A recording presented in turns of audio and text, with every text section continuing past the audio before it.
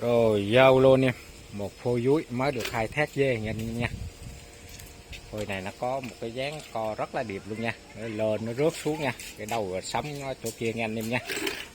Rồi phôi này em đo được cái chiều cao từ đây lên tới cái đây là nó 55 nha anh em. Còn cái hoan thì anh em so với cái chai dùm nha. Đó, cái hoan so với chai dùm em nha. Đó, bằng cái chai nha. Đó, chai suối. Cây rớt bay rớt xuống rất là đẹp nha anh em.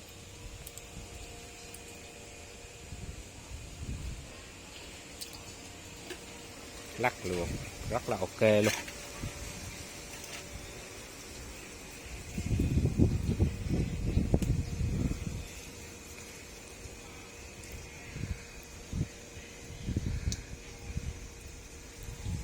Một phôi dúi nha anh em nha.